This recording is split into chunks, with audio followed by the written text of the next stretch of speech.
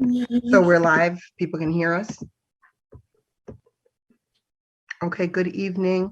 Welcome. This is the December 21st, 2021 Board of Education meeting. We are live via Zoom tonight. And our first item on the agenda is our Pledge of Allegiance. I'm going to share my screen and we're going to look at the American flag while everyone says the Pledge of Allegiance. So let me just figure out how to share my screen. 1 second.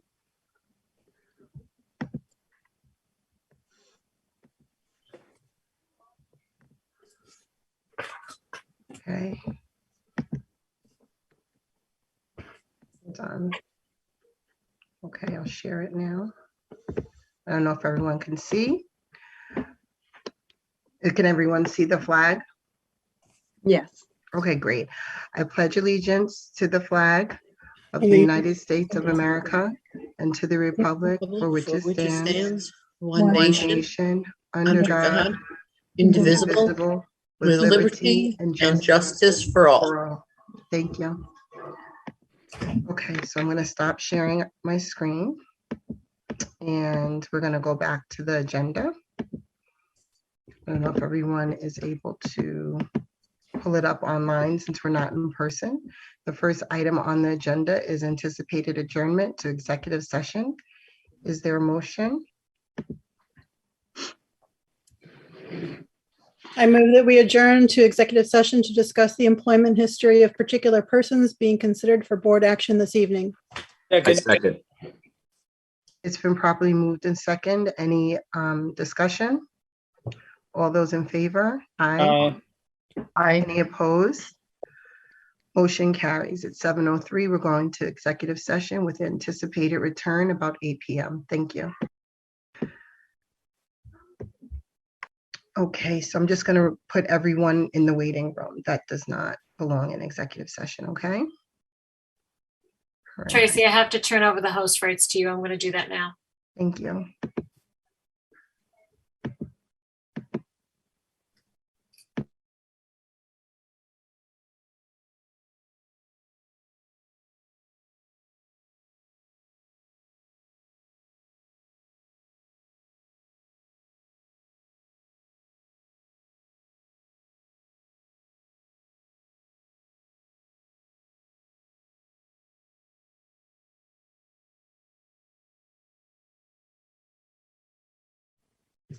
Okay, great.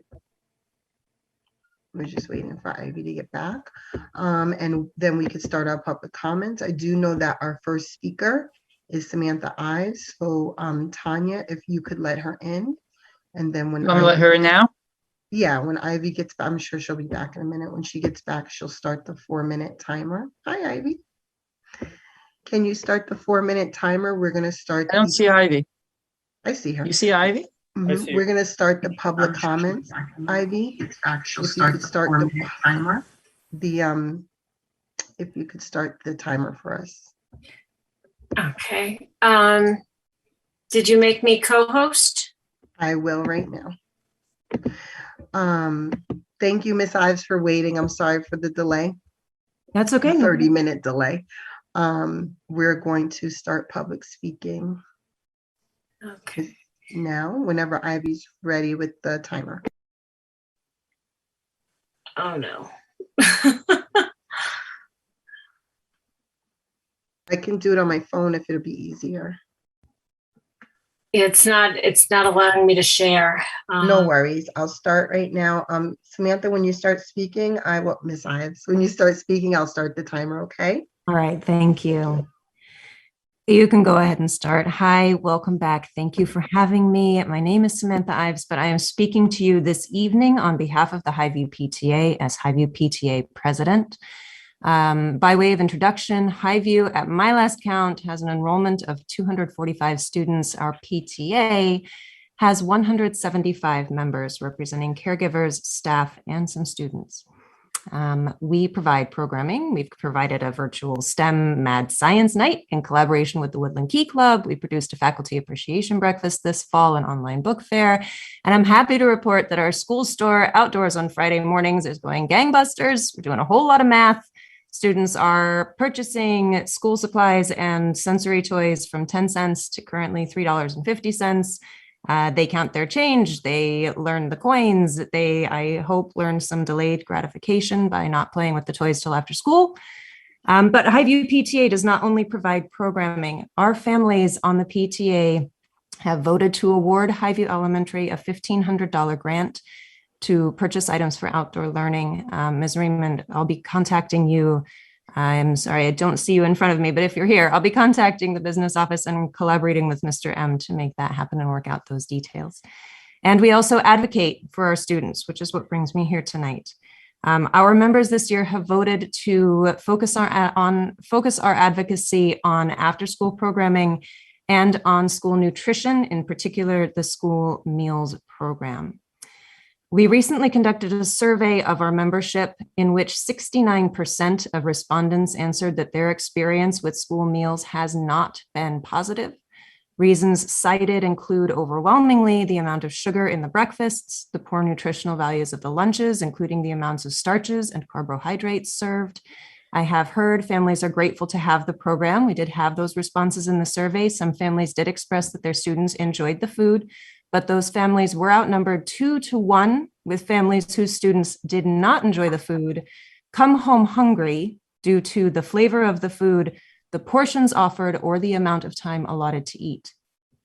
Highview PTA understands that there is no one reason for the failure of our school lunch program as it is. Likewise, there will be no quick solution, but the board with the community can begin to make things better.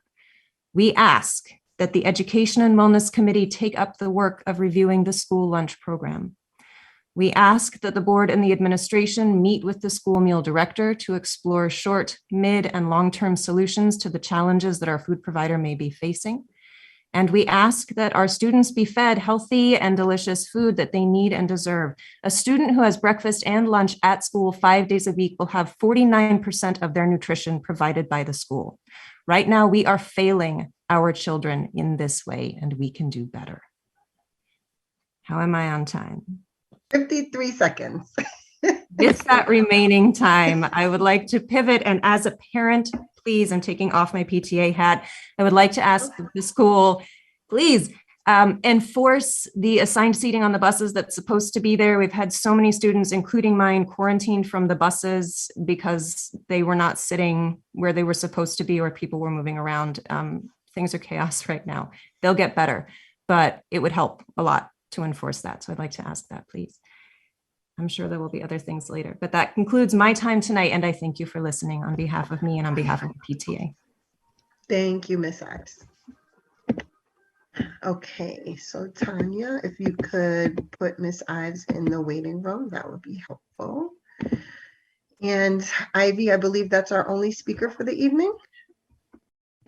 Correct. Oh, sorry, that was the 4 minutes. Okay. Stop beeping now. Okay, sorry. So now next on our agenda are our superintendent's presentation. Dr. Iverson. Thank you very much, and good evening to the Board of Trustees and the community. I'm going to share my screen, and Ivy is going to. So it says, Ivy hosts disabled participants. So tell me what I need to do. I made you a co-host. Okay. Try now. Okay, good. All right. At the bottom of the screen, you'll see share screen. Yes. And I want to go from the beginning. So you can see that, correct? Yes. It's very tiny. Can you make it larger? I'm trying to, Ivy, I'm trying to. If you click on view. Hold on. For one thing, 1 second. Let me go from the beginning. Peter Young. Yeah, I'm trying to get you to, no. Ivy, I'm trying to get you from the beginning, and this bar is at the top, so I can't see my bar at the top. Hold on, I'm gonna stop sharing in a minute. You need to click on your first slide, Dr. Iverson, Yes, and then go in. okay, there you go. 1 second. Let me do this. All right, click on that. All right, And then you do now. slideshow. Mhm.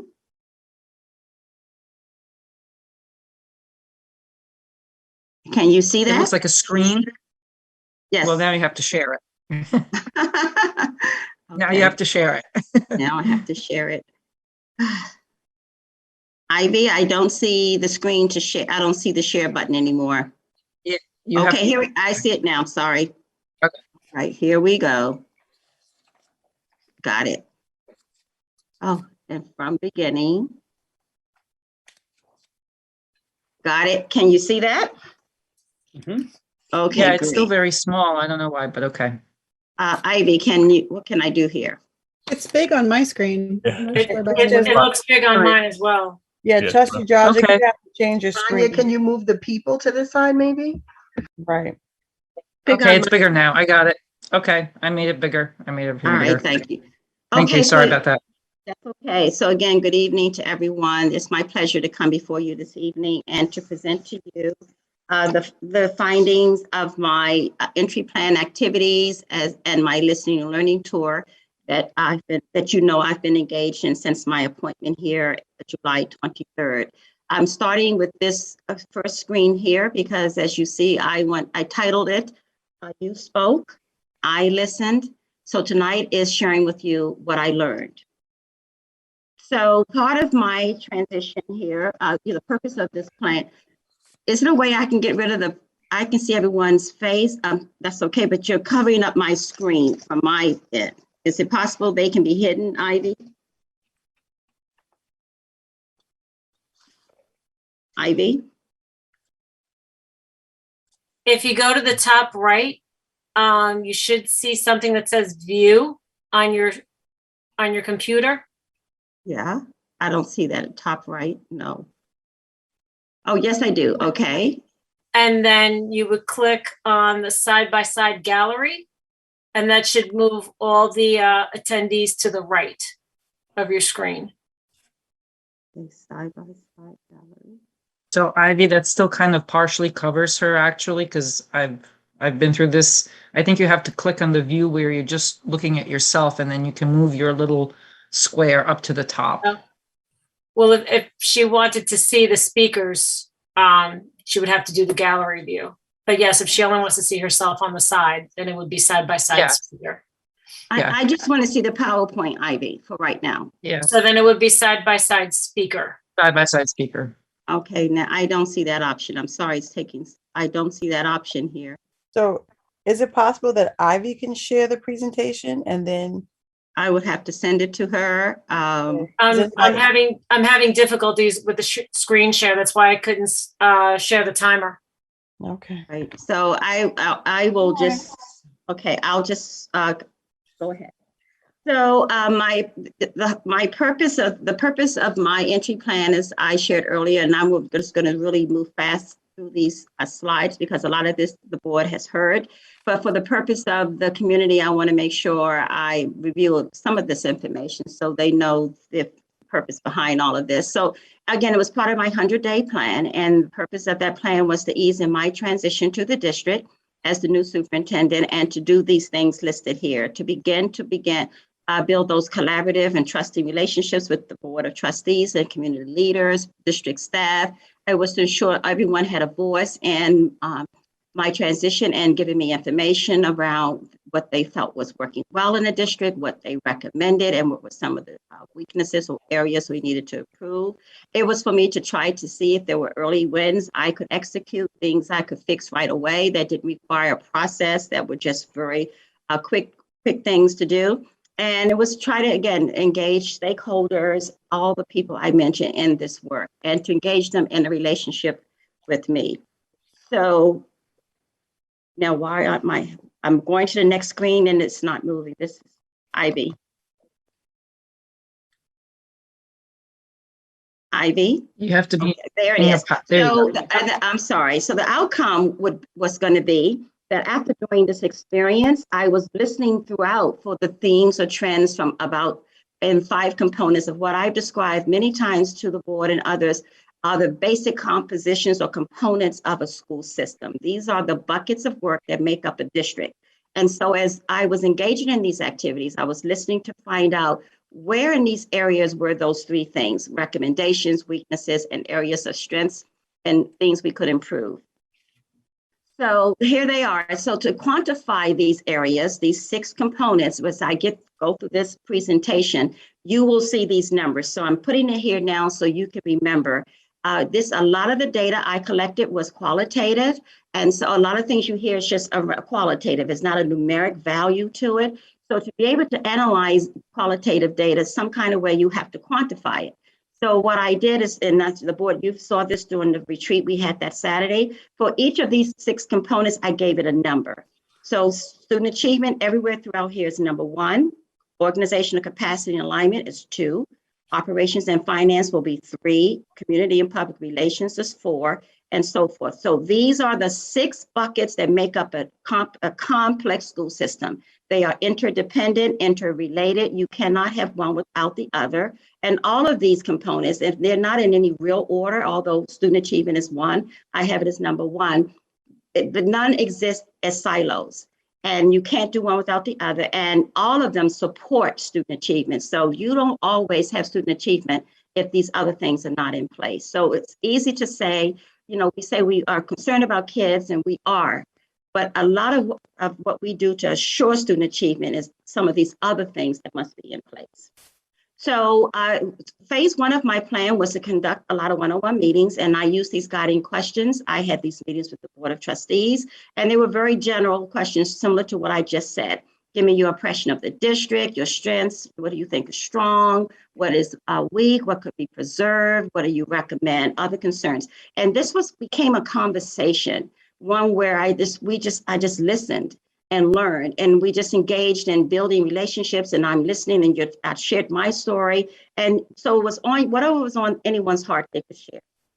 And so now I want to share, this is the data I shared with the Board of Trustees on that Saturday retreat. I'm not going to go over it again, other than to show you again, these are the things you get said to me during the one-on-ones that I compiled, and I numbered these things. So these numbers again, remember, refer back to the area or the component of the 6 that I mentioned where your comment fell. So I could start quantifying where I was hearing it many, many times. So you told me all of these things, remember, just quickly. Then I said, what are the key issues you think the system should face? You told me these things here. Then I went back to the next question. What are the key issues you think?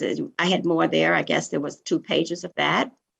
These are just to refresh you. Then I took all of your data from those questions, and I identified from your qualitative statements, I labeled it and gave it a component. So most of you, all of the Board of Trustees, most of your qualitative comments I heard fell in the area of student achievement. Then, so the number there now indicates where your comments fell. Student achievement is number 1, but in that area, most of what I heard from 7 trustees fell into that category. So that's how you read this chart. So we left that retreat with identifying that student achievement, operations and finance, just looking at the top 3, and then looking at 3 as the middle between 1 and 5. What we kind of got to feel there, where as a Board of Trustees, what you felt was most important in terms of where we need to begin to focus the work. So that's how that was done. Then I went on into after you, and simultaneously I was meeting one-on-one with a lot of district staff. Here are the people I met with and the dates I did that. So I'm just listed here, all the people I've met with. This was while, again, doing the daily work of the district, just scheduling time to meet with all of these people. Here they are, my one-on-one meetings. So I completed these, and here are the results of that. So the results of these district one-on-one meetings, again, from central office people, asking them the very same questions. What are your general impressions of the school district? Here are some things that you can just quickly see they said. What is going well? Here are some things they said here. And you see, again, I started quantifying their responses. I labeled it by component and number. Here are some more. What could be improved? Just quickly, if you want to look at those real quick, these are things central office staff gave me information on. So now I'm having one-on-ones with individual people in the office I'm trying to listen to see if it mirrors the responses I received from you. So you can quickly see how they were labeled. Now, moving on, what needs attention? Again, 101, these are the things they mentioned to me, and I took copious notes and definitely went through and labeled all of those. So let's see. Here's another, what would you most want to preserve? What do you want the most to preserve? Here again, from the district perspective, district staff, from all those people you saw I listed, this is what they said. All right, so then you get to their results. So in that group of people, all collectively, when I went back and I just kind of added and did the math in terms of how many of all of that qualitative data fell into student achievement, you see the results here. What is interesting here is and it really aligns with district staff and what we do.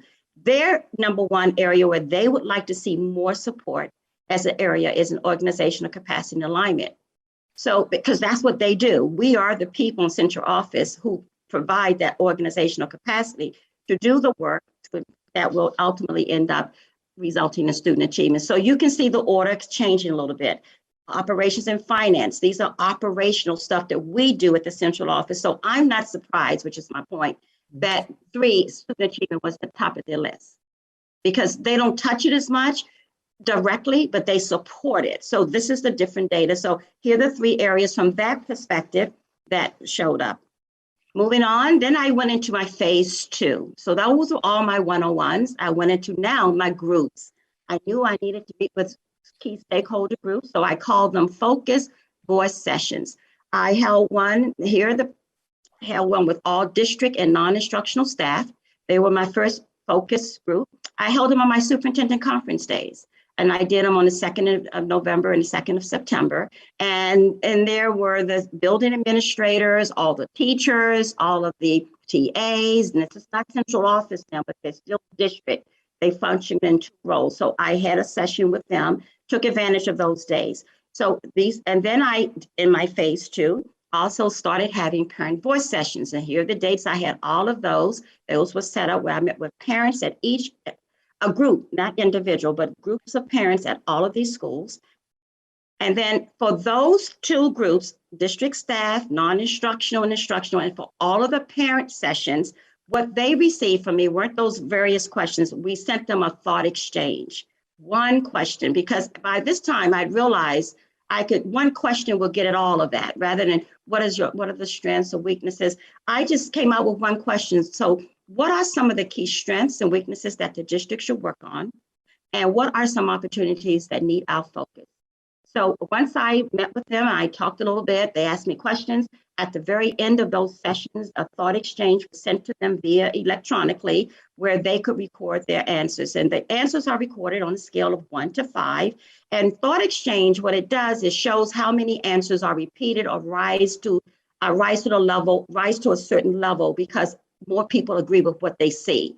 So if I put an answer in there first and then you see my answer, you can click and say, I agree with that. That moves that answer up. So that's how thought exchange works. So here are their results. So and then I gave you the numbers where they fell in that 1 to 5 scale. This is the results now, the district staff, instructional, non-instructional. Some of the things they said were strengths. You see how I went again and quantified it. I'm going to keep then some more strengths there, just going very quickly. If you need me to slow up, I will, but I know we're short on time. Then I went back and said, here's some of the weaknesses. So they did pull out of that thought exchange the strengths and weaknesses from their seat now. So you see there's another view of how people see the work in Greenberg. So these are, and you can start seeing certain things are mentioned by each stakeholder group, 101 or in the group. And then here are their results. So then from that one, I went back and quantified it. And it stands to reason that instructional staff would see student achievement as being very dear to them. I'm not saying it's not dear to everyone else, but that came up high, operations and finance. And then what started showing was culture and climate and culture, because that's what we are at SEL. That's what we have in our schools. That's what we need in schools in terms of making people feel welcome.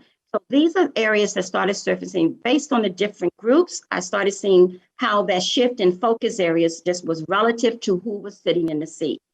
So then I went to my parents and I did the voice session, 1 per school. And here is the earliest ECP. They got the same thought exchange question. Here are what the parents said at ECP, that from that question, their perspective of what's working well and what needs improvement, these are the things they mentioned.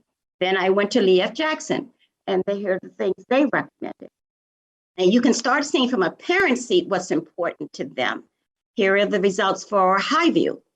And these are just raw data, raw comments I took off that survey. I wrote exactly what they said. And I then went back and quantified it by component area, so I will have some kind of way of metric. Here is Bailey. Some of the things that you get to see our parents are saying in terms of strengths, improvements, recommendations, and you can start seeing trends there. Here's the middle and high school. So now I went and I summarized their data, because I'm still looking to see across all these stakeholder groups, where are we seeing trends and where is it showing up everywhere? And it stands to reason. Look what parents feel is most important to them: culture, climate, and culture. Now, they care about student achievement. We know that. And they want things to work in the system. We know that. I was not surprised to see this, because this is what's dear to parents, that their kids achieve, that we as an organization provide the very best for them and our systems and structures to allow that to happen. And they're concerned about the culture where their children come every day. Food being an example that was brought up today and that we're dealing with right now. So that's not surprising to me.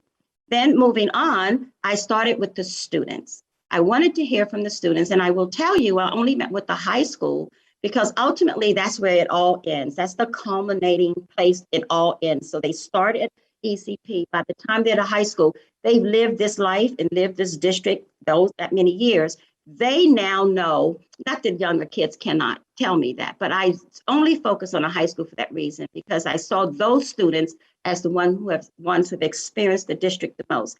And on this date, I held back-to-back voice sessions with these students. Okay, grade 9, 10, 11, and 12. So then they received from me a different question. It came to them in a thought exchange. And, with students, you don't want to hold them long. I knew they wouldn't sit through 5 questions. They were coming in during their periods.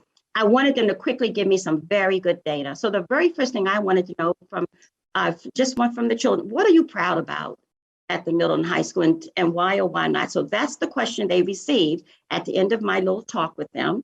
And then here is what I want to show you with the results. So high school students responded. I wish I'd have gotten more, but altogether from all 4 grades, a total of 211 responses.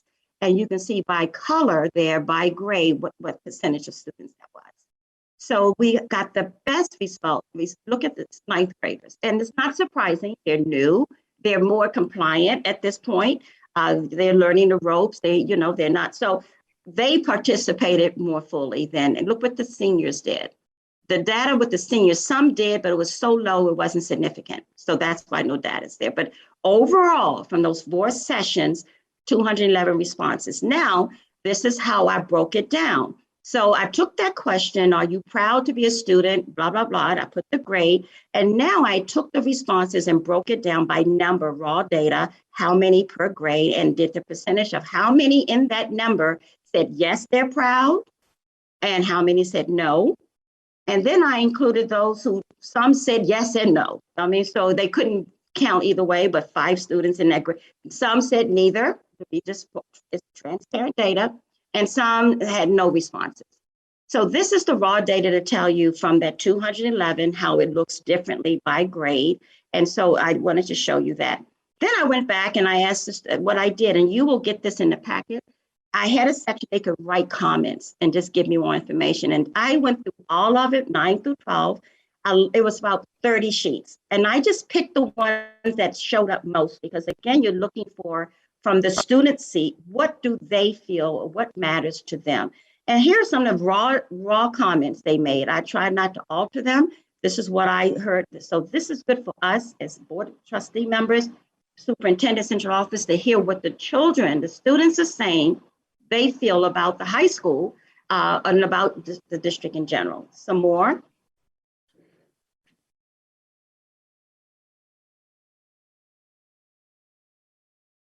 And then I went back and it says here, what could be better at the school district. So here's what the students are.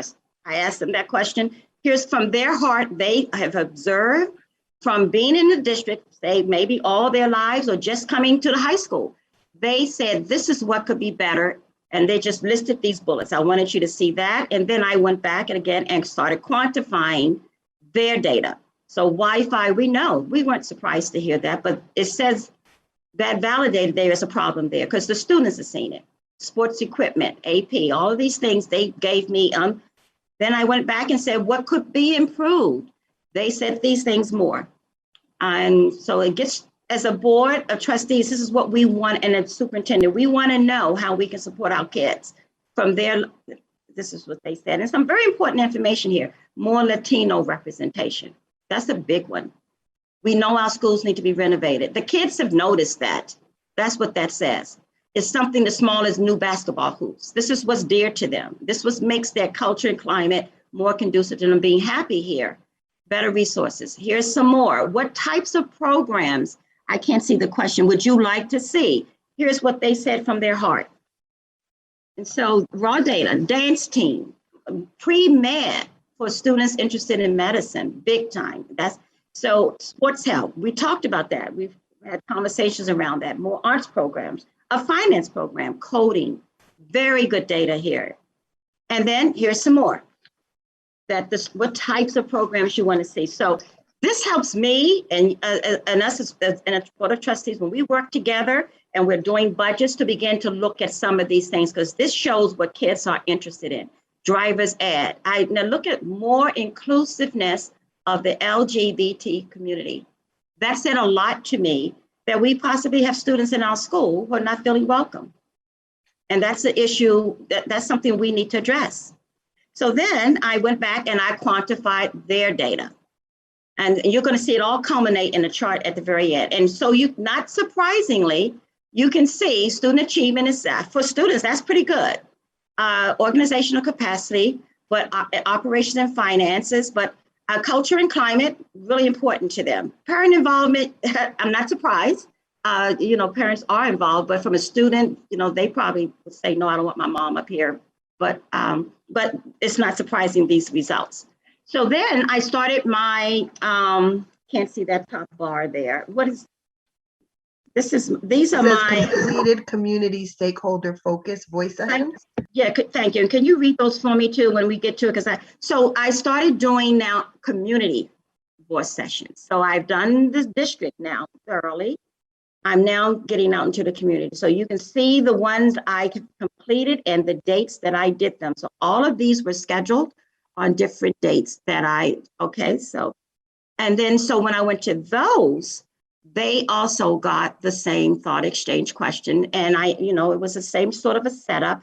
And then I'm going to go through all the groups. I met with all the religious leaders.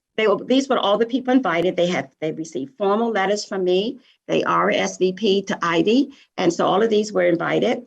Then I had all of these religious leaders. And then they got the question here, the same thought exchange. So here's what from that group, they were more around the culture and climate. I didn't expect to see more about organizational capacity and those operations and finance. This is the religious leaders. They want to make sure our children feel welcome. They want to bridge the gap with the schools to have kids more involved in their programs. They invited me to come speak.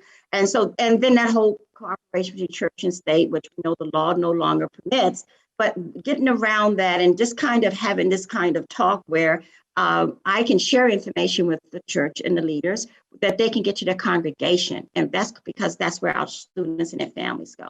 So summary of the religious leaders, again, the data starts shifting a little bit. It's not as high in these areas because, again, it's relative to who's sitting or who's answering the question. Education leaders, I met with all of these people and they were invited.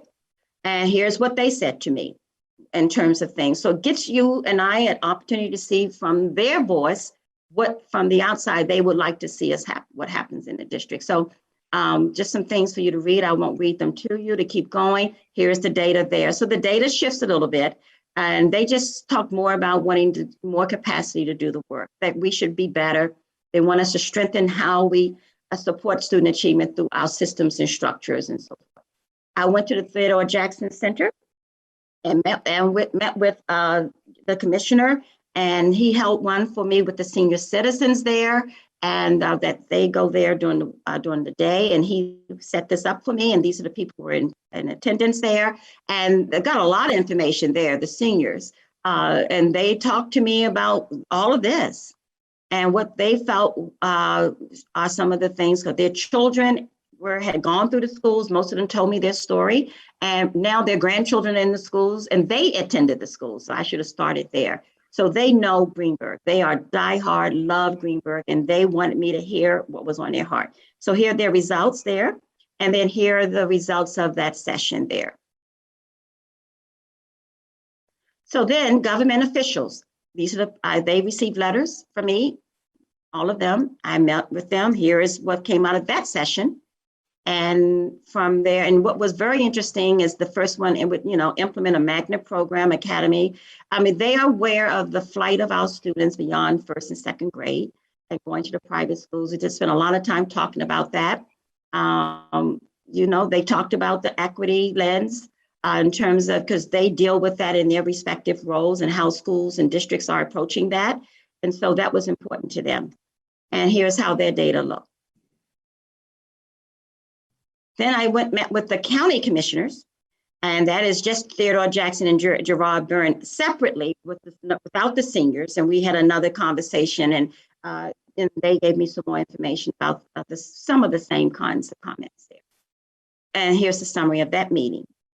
Then I met with the Greenburgh Community Voice. I had a voice session with the community who had an opportunity to be on the call with me. They answered the question. Here are their results. And so, I'm just moving through because I'm going to show you the cumulative data in 1 second on the chart. And that's how it looked. And the Civic Association, that's their data. And then the Rotary, I met with them, and this is what I heard there. And if I'm going too fast, just stop me if you want me to go back. So, and that's their data. So other sessions that are going to be scheduled that have not been scheduled yet are still pending, but these are the next two. So it's not in this data, but I will still connect with them. So then I took all of the data and I created this chart. And on the left-hand side are all the groups, either one-on-one or voice sessions. And then across the top are the 6 buckets. And I just charted the data. I just collect and charted it. That's what we talk about with our principals and teachers, about looking for the data, find a way to get data, and then chart it so you can get a visual look. And if you see this here, look at student achievement in red. It you can start seeing how the data looks across all groups. Student achievement is everything over, I would say, I counted everything that was over 5 and higher, or 4 and higher. So in this first column here, we have a lot of data over that, that says student achievement is an area that is across all stakeholder groups. That is something we know we need to work on. So it aligns with what the Board of Trustees saw. Most of our groups are concerned about art, see that as a focus area. Organizational capacity, when you look at all the data across the groups, you can see there's some pretty top data there around in terms of us that possibly being an area, then organization, operations, and finance. But what's most important, look at climate and culture. That's surface. And so that is very telling in terms of that's something that says we need to work on here in Greenburgh School District. So I highlighted the 4 out of the 6 components where the data was significantly higher across all groups, because that began to tell me as a superintendent, okay, all the groups care about this. All the groups have concerns or strengths, so there's something about these areas. So it helps me to begin to define the work, the vision as we move into our strategic plan. So, and here's the past, these are the last groups. You see, the data is not that significant, but they had a voice and they had an opportunity to give that to me. So out of all of that, I have identified, I know now what are the focus areas as we start moving into our strategic plan. I know whenever we just start developing this into the specifics, we will need these are the buckets, and we're not surprised. But culture and climate and culture is new. We need, and that's all aligned with SEL. So I've identified through this whole process our 5 focus areas. And so with that, because my year right now is year 1, is year 0, because the strategic plan begins now, I wanted to share with you, although this was a process that helped me transition, to learn and listen and get back to you, we've not done anything. We've done a lot. So from all of these buckets so far, year 0, here's some things we've done already and we're continuing to do. And I want to really point out to the community and the board that through this process, we have identified our goal in math.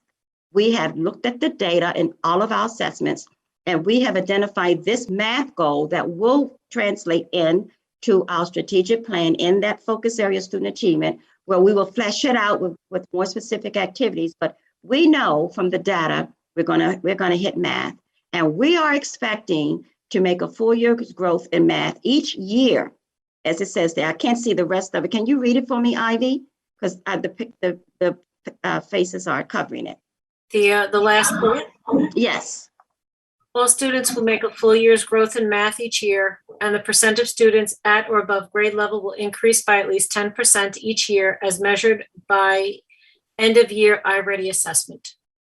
Very aggressive. And we're talking, this will be our math goal, because we definitely have to attack math. We know that when we did all of this data collection, and a lot of this was shared at the education committee meeting, it was a very thorough presentation to show all of the assessments. We have looked to identify math as an area. And in student achievement, what we've also begun to do is work with targeted leadership, which the board did approve for work with us to look at our PLC structure to just begin to strengthen and improve that, because that's organizational capacity as well. And we're starting with schools to form what is called an instructional leadership team, which consists of all the PLC leaders at the building. Because what was missing at the schools, we have PLC leaders, but we don't have an instructional school team where all of those leaders plus principal meet regularly to look and examine at data to determine at the school level what they should be working on and where they should be spending their resources. So each school is going to have some coaching visits. TLC, here are the dates there, be here. So in organizational capacity, we've begun to build coherence and consistency. You heard me say early on, what makes districts work is having consistency across schools. We're differentiating at different levels, but still around some work, there must be consistency around some of the practices we put in place. So we've started that already. We've implemented a rigorous recruiting and hiring process where all of our applicants get a prompt, they respond to a prompt, they present, then we have an opportunity to question, then they go into a formal interview process with questions. If we're using a rubric, we have to score them. In operations and finance, you know, we've done these things here. We know we're not done, but we have a comprehensive process in place in phases. But this year, and this is in 6 months, all of these things I'm sharing, great year 0, this is what has happened so far, and we're not through the year yet. And then in community and public relations, some things we've done there. We've been very, very, I have reignited that communications team by reestablishing a commitment to regular meetings, to discussing communication weekly, to looking at what else we can do. And some of this is, these are the people I meet with every week. And we've begun to do more around our communication. We want to be clear and accurate in our communication. We want to just improve our website. And so we've put some different things in place around that. And we're looking at the ongoing improvement to turn things around and respond to parents more quickly.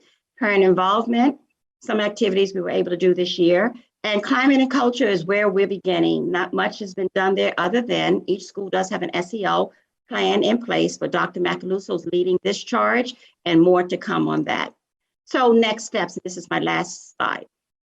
So what's next? So we're going to continue to work in these areas while the strategic plan is being developed, because again, this is year 0 and it was done for me to do all the things I mentioned in my purpose. but also to establish a baseline of their qualitative and quantitative data points to reflect the current reality of the district, upon which now we begin to do the recovering, reimagining to get to the desired state of the district through the strategic plan. So I will from this hand this over and meet with Ed McCormick and share this with him. And he will begin to engage stakeholders, which he's done already with the Board of Trustees, to begin to take this information to delve deeper into what those specific goals, objectives, and strategies will be. And that's it. Wow, that was great, Dr. Iverson. Thank you. Any questions? I have a couple of questions. I think that was great. I will watch again, I guess, on YouTube as well. Is there somewhere we can find some of this data or maybe the end results? Yes. So this is this is in here. Are you saying somewhere else? Oh, I'm sorry, I muted myself. After this meeting, is there somewhere that we'd be able to see this data or Yes. I mean, we can watch it again on YouTube slowly. No. So I had planned to send home with my weekly update the PowerPoint. Oh, awesome. As well as Okay, I'm going to cool. be sending you the raw responses from all the high school kids, with all of them. I want you to read it. It's like 20 pages, but it's good reading. And secondly, I'm going to be sending you my entry plan, because in my entry plan, I have gone back and updated it and listed all the items I've completed for the purpose of the Board of Trustees to have towards my evaluation at the end of the year. Awesome. Thank you so much. I just wanted to make sure we could get it and look through it slower, because I know you were going fast because of the time, but it was well worth it. I don't feel like you took a lot of time at all. It was very helpful. Can you tell me, when you talked about climate and culture, one of the things I'm interested in as a trustee is how to, especially in this culture now of the internet and social media and thinking about social emotional learning with our students, how do we bring the human factor back to our children and our students? Because there's a lot of online stuff where it's kind of detached. I even noticed with my second grader, he's very much into the online, and I'm trying to pull him back into the real world.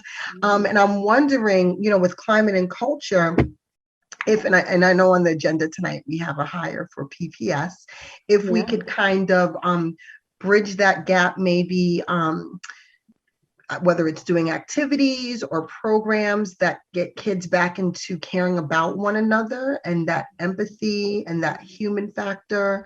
I know even with violence in schools, and we had that school shooting a couple of weeks ago, students now sometimes find a hard time connecting with one another because they're always on that phone or always on a screen. So just bringing back that human factor, maybe district-wide. And so for me, I'll be interested in looking at the SEL that you do, that your administrative team does district-wide with the culture and the climate, because that's an area that we could really help with. I mean, everywhere, but definitely here in Greenberg.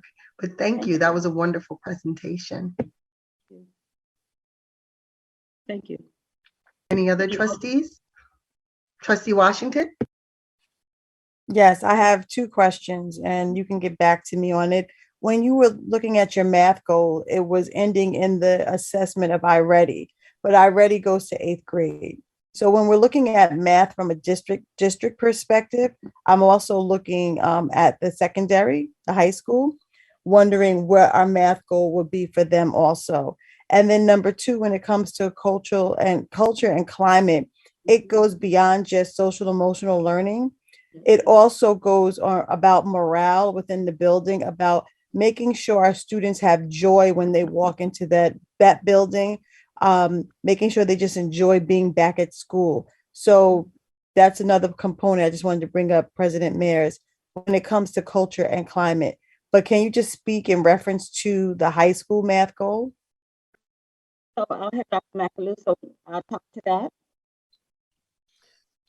So I recently engaged in a conversation with the high school team about whether or not we use the Delta math for that component, or whether or not we extend the iReady for the 9th graders in particular, because we're just concerned and we wanted to have more information about whether or not the incoming ninth graders have some gaps because of their previous school year experience. So that's where we are generally right now.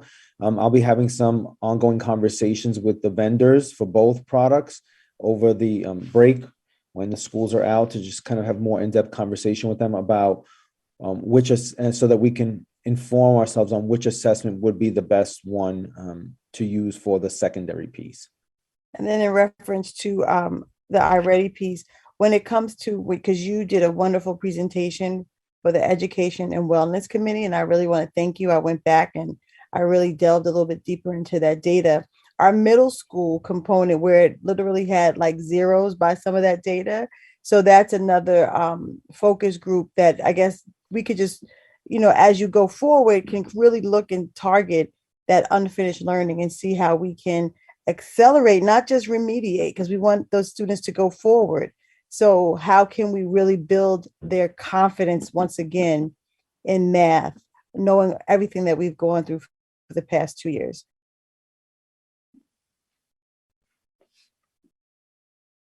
But I think this is just the right time to start having those conversations. It's just unique because this is what we're about to get into, that planning of the strategic plan, where we can fold in those specifics. So we don't have all those answers tonight. Again, we're just beginning to gather this data. So now we have it. Now we need to start planning how it will look. So this is just very good information to have. Awesome. Any other questions with trustees? Thank you so much. Oh, Trustee Warner? Well, okay, so I'm seeing what we're doing math-wise. Do you anticipate something similar on the ELA side? So we're going to work on math, but doesn't mean we are not working on ELA. We're just going to continue along what we're doing in ELA with our tiered intervention. So we're stronger there. There was a little loss in ELA, and I'll have Dr. Macaluso talk to that. We decided we will keep the continuum we have in the momentum we have in the English language arts. Okay. With our tiered interventions, assuring they're happening, and put heavily focus on the gap in math that we have in the district. Dr. Macaluso, what you want to add to that? No, Dr. I'll just validate what you had mentioned. So you're absolutely correct. So for ELA, we want to continue moving forward with the interventions that we have in place. At the last week at the EWC committee, I also spoke about us really strengthening the interventions for ELA at the middle school component. And so really making sure that we have targeted interventions for each of the areas where students might have some gaps. At the secondary level, we talked a little bit about making sure we emphasize the balance between literature and informational text. And so with making sure that students are able to tackle those kinds of texts at their instructional level. And the other piece with the literacy that we want to continue focusing on is leveraging the writing revolution work that we're doing so that students are writing across all content areas. And we believe that that would be a way for us to continue to make some growth with the ELA content area. Thank you. Thank you so much, Dr. Macaluso, and for explaining, Dr. Iverson, for the presentation. Any other trustees have any questions or feedback? If not, we're going to move through the agenda. Our next agenda item is committee reports. Do we have any committee reports this evening? I see Trustee Valen, and then Warner, and then Thomas.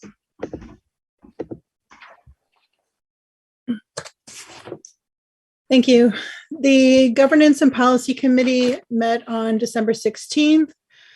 We reviewed a board meeting observation sheet, and that was sent to the full board within the last 5 days. I'm not sure if board members have had a chance to review it and offer any feedback, but we would like to begin using the observation sheet during our January meetings. The purpose of the sheet is to basically assess how effectively and efficiently our meetings are run. Next, we discussed the selection of the student member, which was just approved by our voters. The committee agreed that the selection of the student member should be as representative of the student voice as possible. It was suggested that students could show their interest via an application of some sort, for which we developed criteria, which I'll discuss in a minute. and that the student body would approve the candidates via a format determined by building personnel. And we said we would seek suggestions on how to facilitate this from the building principal, student government advisors, guidance, or others in the building. And then those final candidates would possibly be presented to the board in executive session for a conversation. We also discussed having an alternate or a proxy in case the chosen student could not attend a meeting, so that we would still have student input and voice. And so we made a recommendation. The committee recommends the following criteria for selection of the ex officio student member of the Board of Education. The student shall be a senior at the high school and shall have attended Woodlands Middle High School for at least 2 years prior to selection. This criteria is actually written into education law, so that's not negotiable. We also said the student shall be a student in good standing, shall have shown him, her, or themselves to be civic-minded, shall have demonstrated leadership qualities and be respected by fellow students so he, she, they can fairly represent the students as a whole, shall have exhibited good character, shall be expected to attend at least one Board of Education meeting per month, prioritizing those meetings when presentations are made to the board. So these are our official recommendations for the criteria. If anyone wants to add anything now or at the end of my presentation. Any trustees with questions or Trustee Dredger? So I don't quite understand the process that you are proposing. So students are going to apply, but then let's just say you have 5 applications, then does the rest of the student body vote for their representative? And do teachers have any input as well, or no? I think in that part at that point in the discussion, we said we needed to go back to hear what the principal and others, whether it's the student government advisors or other adults in the building had suggestions as far as how to do that. Would the existing student government then vote? Would the whole student body vote? I think it's the next phase of the discussion. Okay, thank you. Thank you, Trustee Dredger. Any other trustees with questions or comments? No? Okay. Okay, one more point, Ms. Mayers. We also had a last recommendation during our meeting. The committee recommends the creation of a generic email address for FOIL requests rather than going to a specific person. And we specifically suggest creating FOIL requests at greenbergcsd.org. This is just so those requests can remain in a neutral space and be farmed out as necessary by the district clerk. Those are the 3 motions. I don't know if anyone had any feedback on the meeting observation sheet that was shared. If not today, please email me and we'll make changes as needed before January. Thank you. Trustees, please take a look at that form because we'd like to start that in January sometime. It was emailed to you. Okay. And do any of those recommendations, Trustee Valenhattan, have the action item tonight that you'd like us to look at? I don't know if we need to formally approve those criteria since we're still waiting on how the vote will happen. Okay. Please educate me. Well, if we're going to go back to the schools, why don't we ask for a recommendation when it's actually a full package? And the And I whole see process is, okay. Yeah, I see Trustee Pineda's hand up. Thank you. I was just going to suggest that we at least agree as a board on the criteria, because I fully expect the administration is going to need a little time, the principal is going to need a little time for all that to go around. And I think the board as a whole is probably, anxious to have a student board member join our board to give us their input. So I would like to, if possible, at least agree on the criteria tonight, and then the rest of it will come once we have it. So you mean the criteria of For the student. The criteria presented by Trustee Van a few moments ago. of the, well, we can't change the legal part about the senior. And then the next criteria would be the civic minded, all of that she listed. Did you have a question, Trustee Warner? So I assume good standing, you're using the same standards you use for participation in athletics?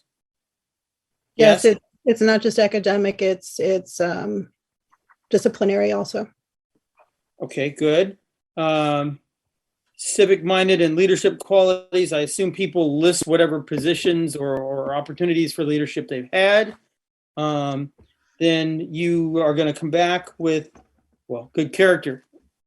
I guess they'll figure out some way to evaluate that themselves. And then you're going to have either a job interview style process with a committee, or you're going to have a general election and you're going to find out from the administration which is better. Is that correct? Okay, so I'm happy. I don't see anything wrong with this set of standards. Yeah, we're just checking on the criteria. So you're okay with that, Tanya? Tragic? Yes, of course. How could I not be? I'm more curious about the actual process. So, Okay, so but we yes, I are am. gonna wait. We're gonna come back to you with the process. But the criteria, Trustee Thomas? Yeah, the criteria sounds right to me. I guess I would just wonder whether maybe do we anticipate having the principal at either the next committee meeting or perhaps at a board meeting so that we can just flush it all out and at one time? We discussed having him at the next committee meeting. He will be invited. But I do want to reiterate that we discussed definitely having the students as close to the choice as possible rather than a small committee of 2 or 3 adults. So that was our focus. And Trustee Washington, are you okay with the criteria? Yes. Okay, great. So let's continue to move forward. And were there your other 2 recommendations, Trustee Valen, are on hold, right? I'm not sure how we go about, approving the FOIL request at greenbergcsd.org, if that's really a motion needed by the board, or well, was Dr. Iverson on that call? I know I had some technical difficulties throughout that meeting. So Dr. Iverson, you gave your feedback about that. I'm sorry, tell me again, what was the question? About the FOIL, a separate address for, so right now the FOIL requests go to our district clerk. And the recommendation was for a separate address specifically for FOIL requests, not necessarily going to just the district clerk. Although the district clerk will pick it up, but it's not going to be emailed to her name. And so I had technical difficulties on that meeting. I did too, yes. Oh, okay. So I didn't know if you were in that meeting for that part. So my point is I would want feedback from administration on the additional email address.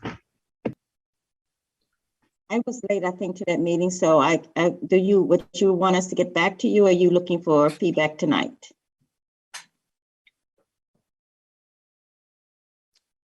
I think we can come back at a different date. Yeah. Okay. Thank you so much, Trustee Valen. Who's the next committee report? Was it Trustee Warner? Okay. The Finance and Facilities Committee had a special meeting on December 9th, 2021 at 6 p.m. Attendees included Ashley Pineda, Chris Valen, David Warner, Lisa Raymond, Amy Ashley Moore, Laser Alert, Katie McGree, and Jessica Muldoon. Assistant Superintendent for Business Lisa Raymond listed the propositions for our December 14th public vote, answered frequently asked questions on Proposition 1, and made herself available to answer questions from attendees and the live YouTube chat. Proposition 1 creates a capital reserve fund similar to a savings account, allowing us to save for multiple years for facilities projects. Unlike the Repair Reserve Fund, it is not limited only to repairs. You can replace things. Proposition 2 allows appointment of a non-voting high school member of the Board of Education, as we just heard. Lisa announced the questions committee members had heard most from the community that we provided back in the previous Finance and Facilities Committee meeting back on December 2nd. When she was done, no one had any more questions. So she shared her contact information and we adjourned the meeting at 6:10 p.m. in and out. The vote was then held on December 14th at the Woodlands Gym. The results of the vote are item E4 of tonight's Board of Education agenda. Lisa Raymond, were you going to share those results or did you want me to do it?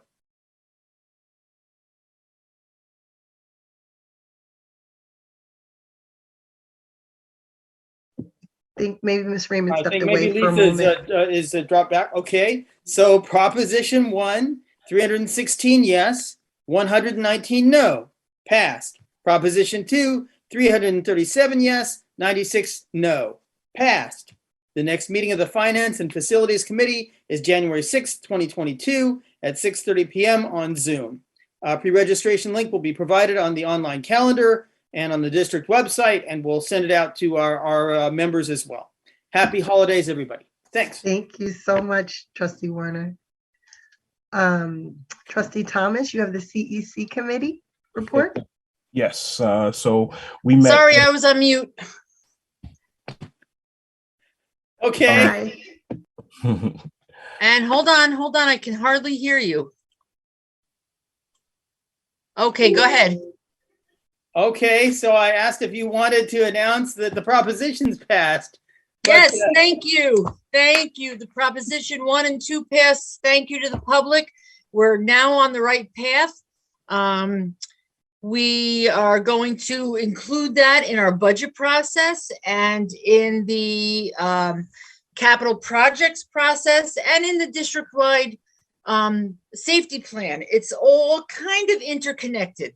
So, Trustee Warner, if you'll let me go on the district-wide safety plan, I've worked with a consultant from BOCES.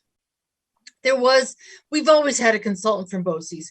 She retired, somebody new came on. They hooked me up with a new plan. I took our current district-wide safety plan, what they recommended, and I've integrated them. And I've reached out to all of the committee members. And I'm going to send everybody the plan to see if they agree with it and have a meeting the first week of January. But we're on the right path, definitely on the right path. Great, we look forward to that. Thank you. Okay, I'll jump back in for the community engagement and communications meeting notes. So I will have to get back and I'll add these to the minutes for who was in attendance. But we did go through introductions right at the beginning, and we started shortly after 7 p.m.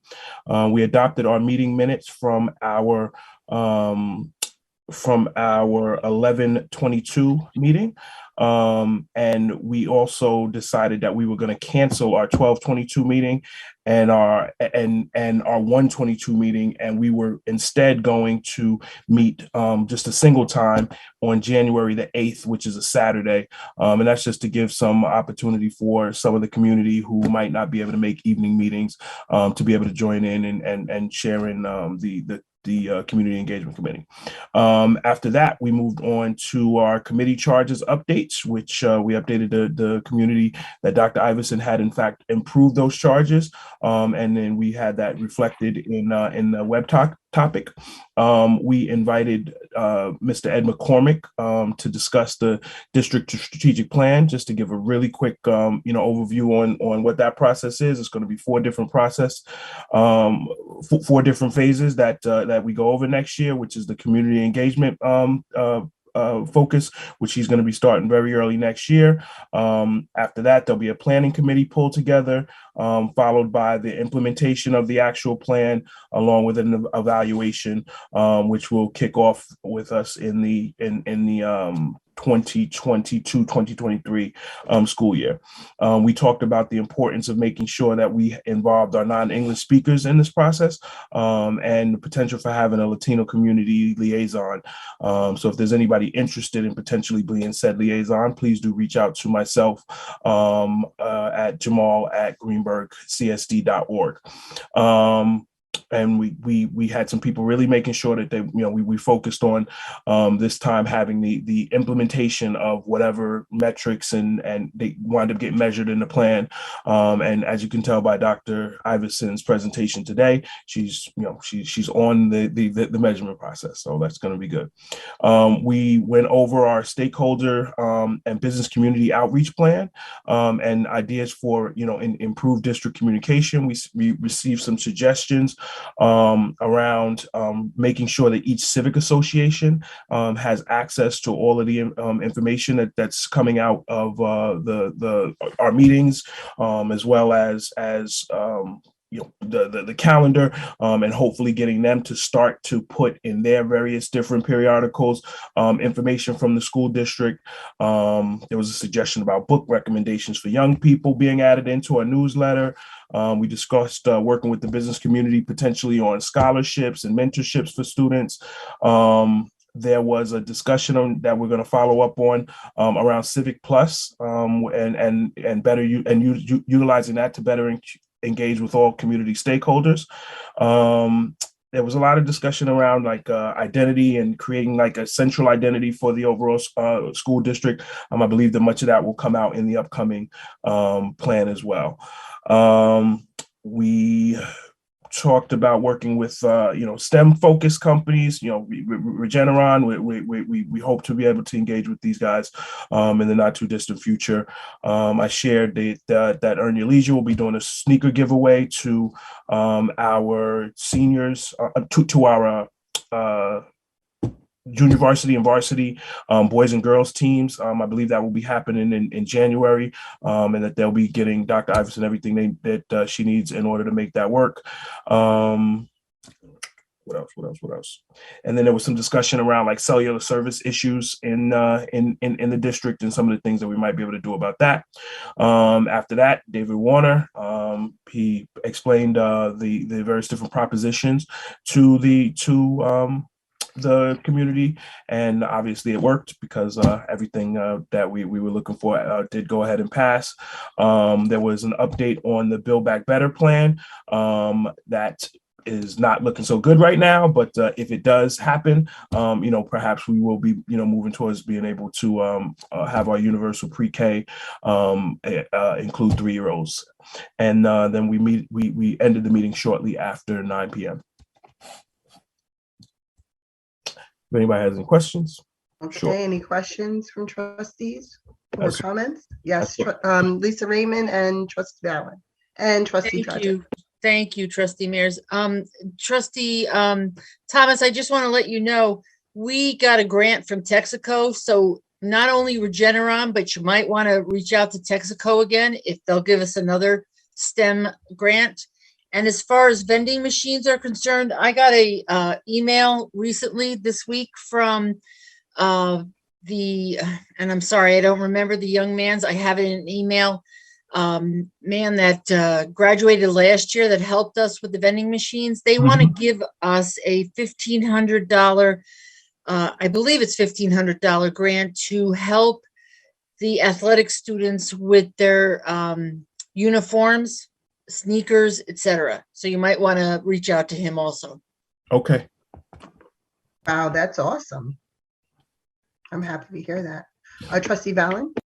I just wanted to confirm there's no meeting tomorrow night, and you said there's a new meeting date on Saturday, January 8th. Do you have a time for that? That is an outstanding question, and I will get back to you of that one. I believe we said 10 o'clock, but I'm gonna confirm that, and I will get back to the community on that one. Thank you. Okay, great.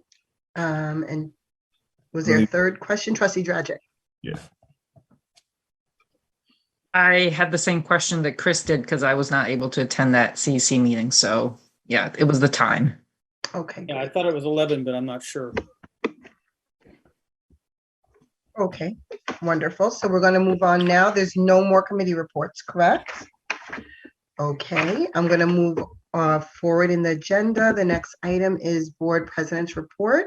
So I'm just going to quickly say a few things. The board, I just want to let the public know that we recognize and we empathize with our students, our parents, our staff regarding the COVID-19 virus in the school district. As you can see, we've had to move our meeting tonight to virtual, and it was really a last minute decision earlier today. So we're definitely also directly affected.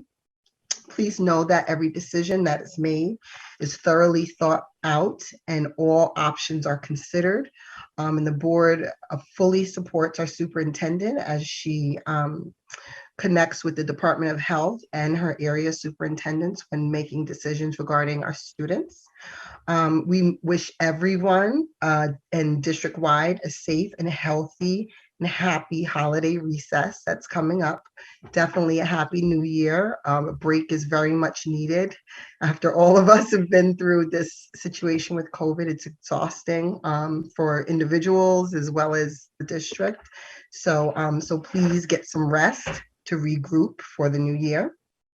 Please, please, please, I'm always going to say this, try to observe your children online. The middle high school is virtual, doing classes virtually, but over the break, if your children do any type of internet searches, please try to be involved and paying attention to your children online. And that's all for today. Next in our agenda, we have approvals, but before we go there, I'm going to ask for the board's permission to meet some of our new hires. We did develop a practice where we introduce our instructional staff to the public.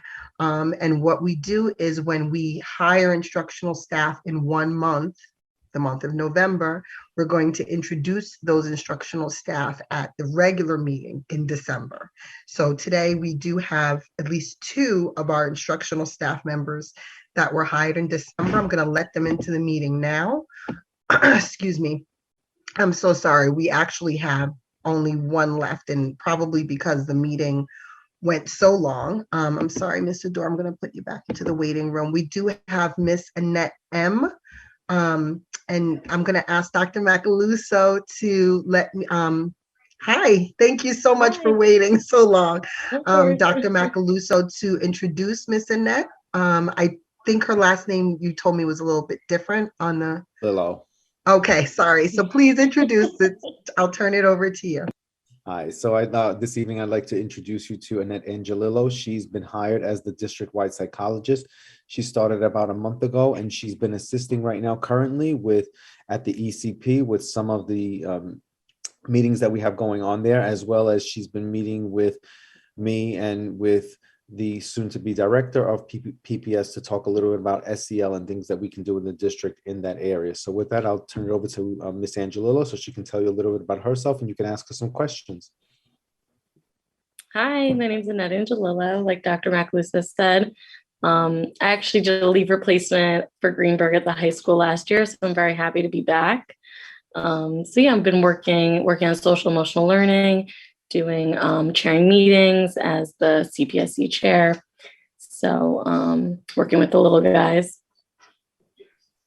Wonderful. So thank you so much for your work here. And so the public can see you. You're the district-wide psychologist. So Yeah. you're going to be working with the children from the pre-K all the way up through 12 if needed. Mm-hmm. Wonderful. Does anyone have anything they want to say or ask Ms. Angelillo? Trustee Thomas? Yes, I'll just quickly ask that in the month that you've been here, what, if anything, that are you noticing from the students? Like, is there a lot of challenges around COVID? Is it are they running around and they've been, more they've like overcome it? You're just curious to find out, what you're seeing in that regard. Yes, I would say definitely being in person is helping them. That's definitely important. And everyone's really respectful from all the age groups about wearing the mask and following the rules and the protocols. I've seen no issues with that.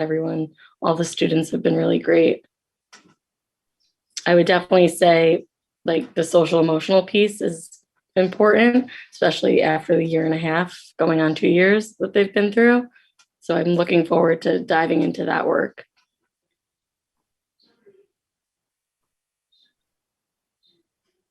Okay, well, thank you so much, Ms. Angelillo. And again, thank you for waiting so long. We really appreciate it.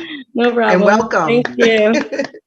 Okay, thank you. So next, we were not done in executive session, so we're going to go back into executive session. But before we do that, we are going to approve the instructional and non-instructional hires on our agenda.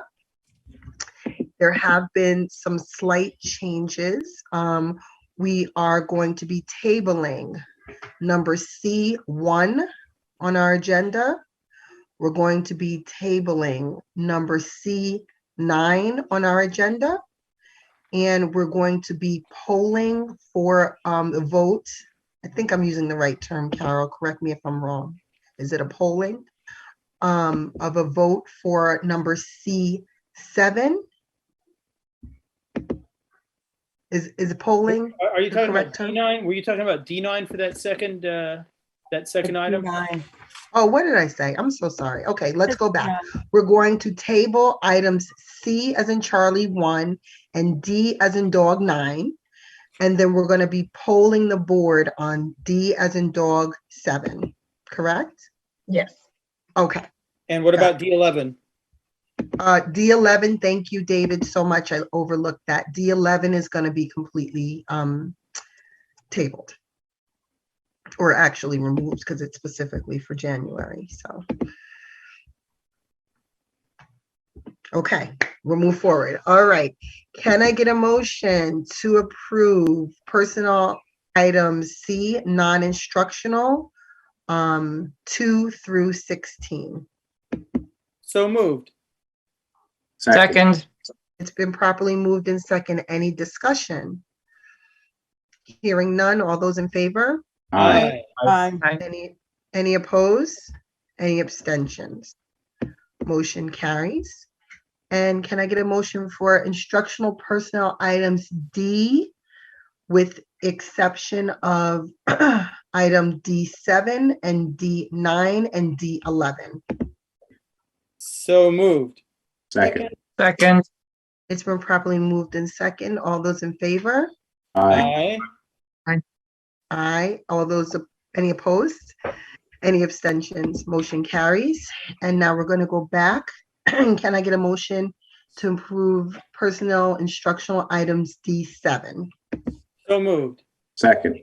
It's been properly moved in second. Any discussion? All those in favor? Aye. Aye. Are we polling? We're doing a roll call. I think you're calling the board for that. Really are. Thank you guys for stopping me. Ivy, can you please poll the board?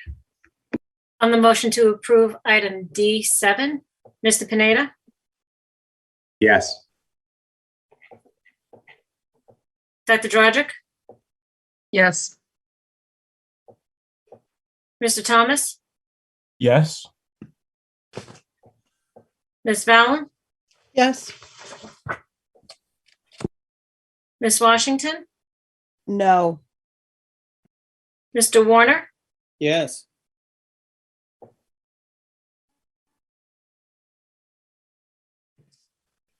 Ms. Mears. Yes. Motion's carried. Okay. Okay, thank you. And now we are going to go back into executive session for a maximum of 1 hour. I'm hoping we can keep it shorter because it's already 9:52 p.m. Trustee Dragic. Do we have a 5-minute break, please, in between? Yes, ma'am. We will Thank you. start exec session then at 10 o'clock sharp. Let's do that. Can I get a motion? Okay.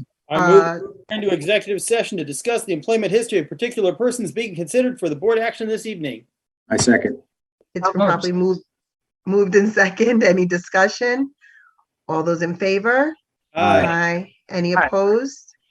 Any abstentions? Motion carries. We're going into exec session now. Thank you.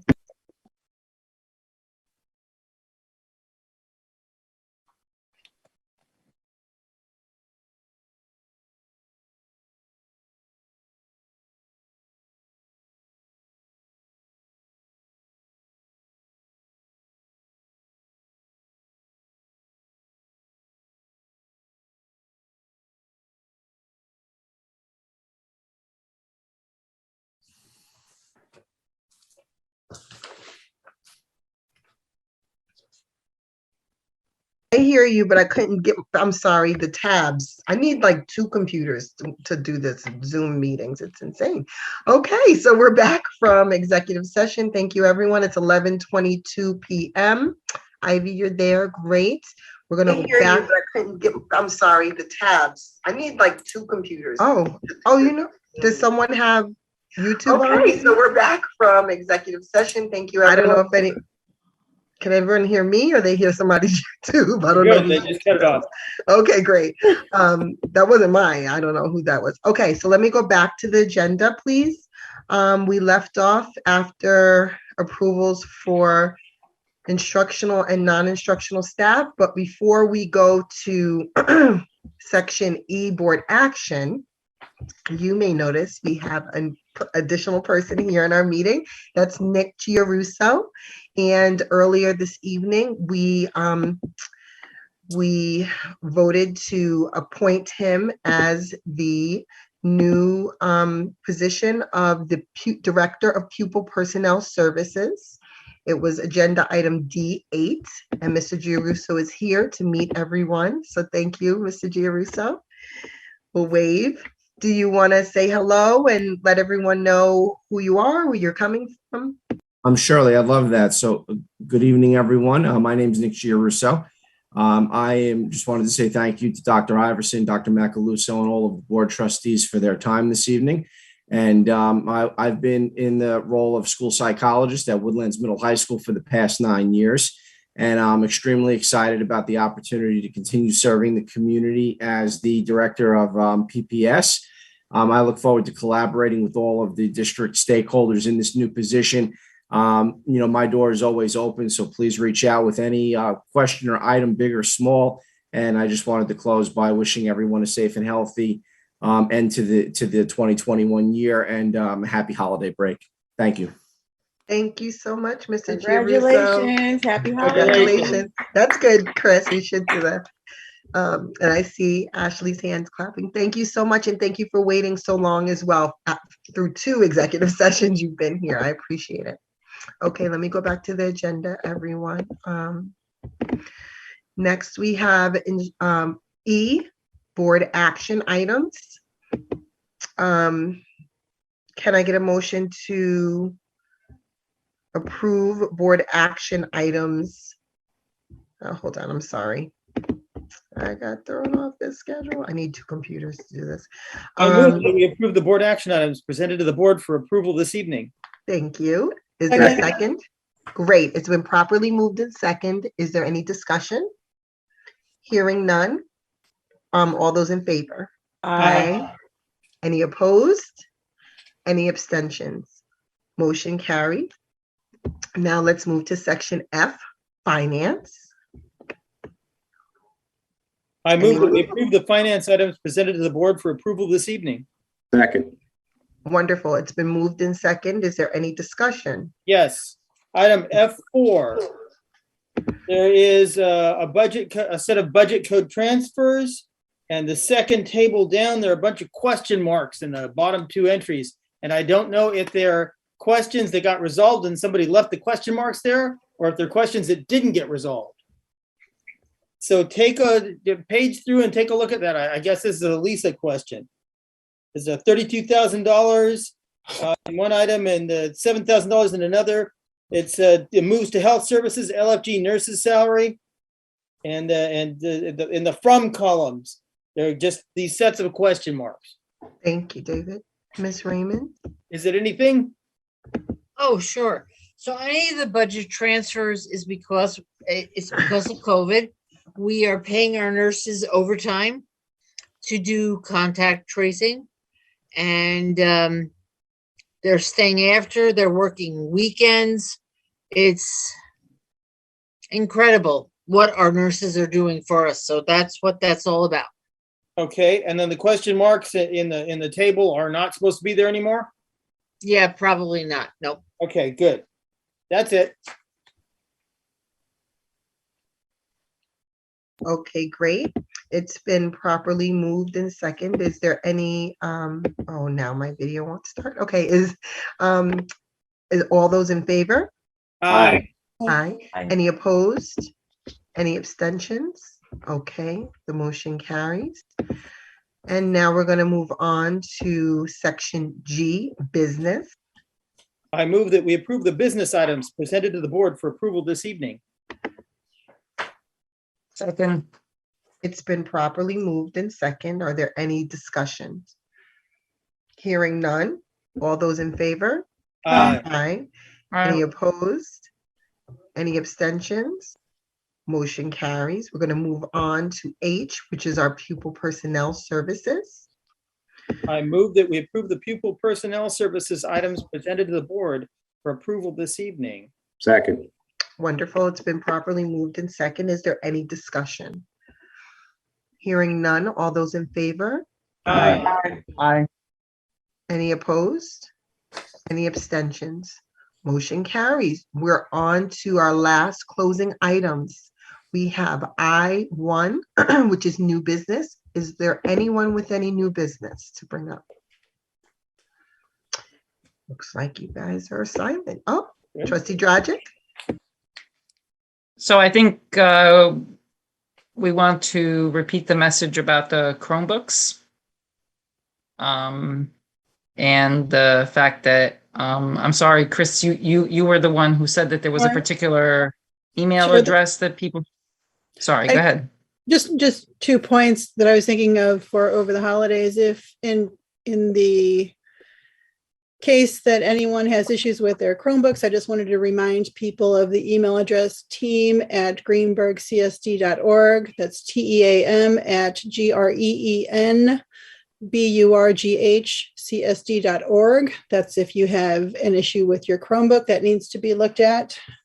I also think I want to take a minute to state that I'm sure the first few days back at school will be very busy and very busy for our nurses.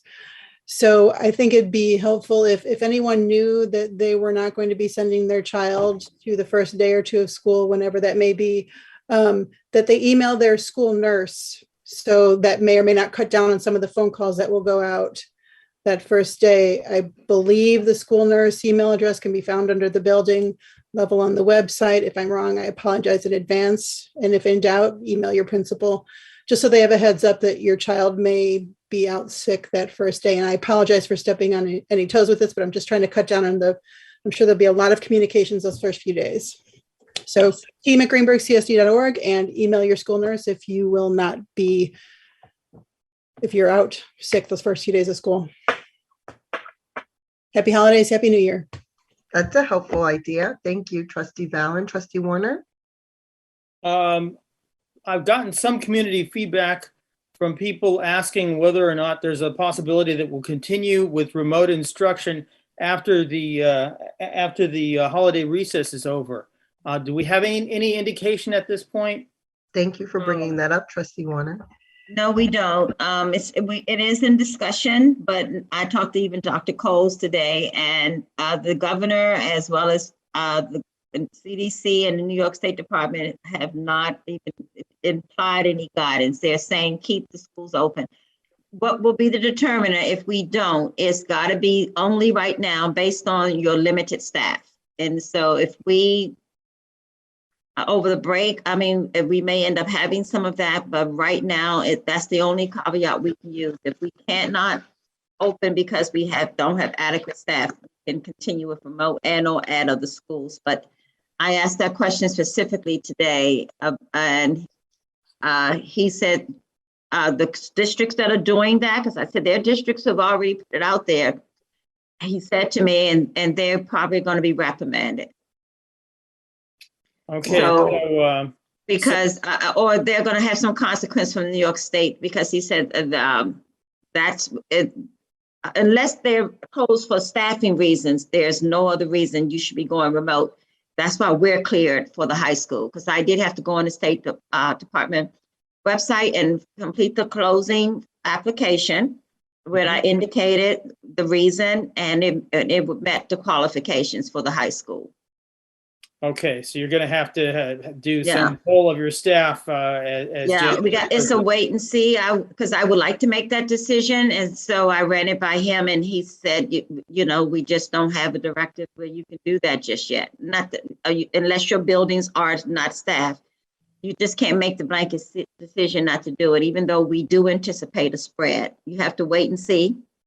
And so that's why we're pushing. And I do want to tell you, we've had 69 more families sign up for the testing, the weekly testing, because So that intervention or that other layer is working, and we had about, I think, 9 to 10 sign up for vaccines. Okay. So those are two things I put in place when we return to try to hit it off, and so that may make a dent in it. And then I guess we can talk more, if not here, about test to stay. A lot of the districts are going to look to do some of that beginning of the year because we just can't move to remote just yet, not in Westchester County. But again, you know, the cost with that. So that's just something. Okay. Thank you. Thank you so much, Dr. Iverson is late. Trustee Valen. All right, you mentioned the vaccine clinic that will be happening in January. Can you just clarify, is that open to, in addition to our school population of ages 5 through 11, is that also open to community members of that age or Just students? Okay, thank you. Yes, just our school students, yes. So our school students. So yes, they must be enrolled in our schools. Thank you. That's helpful because we do have private and parochial schools. Right. No. They're just our kids enrolled in our schools. Got it. Thank you so much. Trustee Washington. I just wanted to give a shout out to Dr. Iverson. We were on the news, Channel 12 and Channel 7, and the fact that you were transparent and you were talking to your community early, even though you didn't know which way it was going to go. I felt that you were a leader in this whole pandemic and the whole Omicron Delta variant, just putting yourself out there, because a lot of superintendents would never do that. They will always wait to see what other districts are doing. But you put yourself out there to your community, and I am giving you a shout out because we made the news, and I thank you for that. Yes, thank you. I appreciate that, Trustee Washington. I had some superintendents call me and want to see my script. So evidently we did something that was positive about that. And in my meeting yesterday, they're all talking about getting the message out now. So I could say, well, we did that a week ago.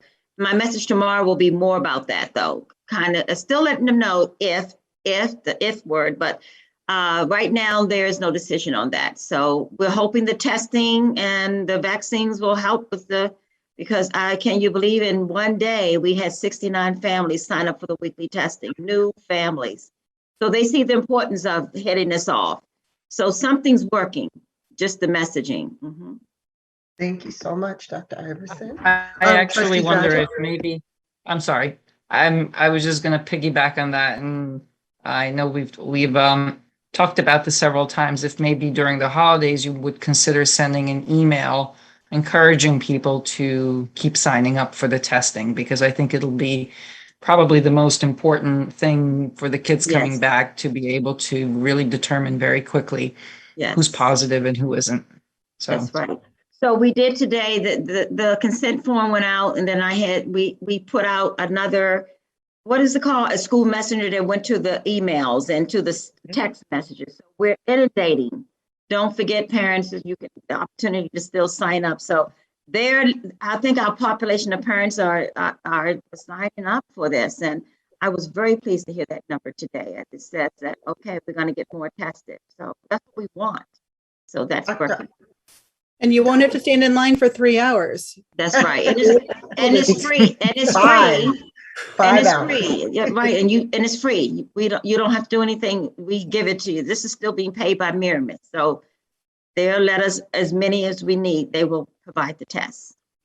Dr. Iverson, I did get a message from someone who's watching, a parent, asking about the boosters for 5 through 11 in the school district that are for our students only. Can we clarify, and I did ask you this earlier offline, but I do think it's important to say it publicly. Can we clarify that you cannot get boosters for that and that it's only for the 5 through 11 age? So that we have high school students, for example, that may want to get a booster. Oh yeah, it's not boosters. It's the first shot Pfizer for 5 to 11-year-olds, and they get the second February 3rd. Strictly the Pfizer 2-shot for pediatric kids. So we'll clarify that. No, it's not the booster or none of that. Yes, thank you so much for clarifying. So is there any other Trustee Pineda? I thought there was an additional resolution we had to address. Yes, thank you so much.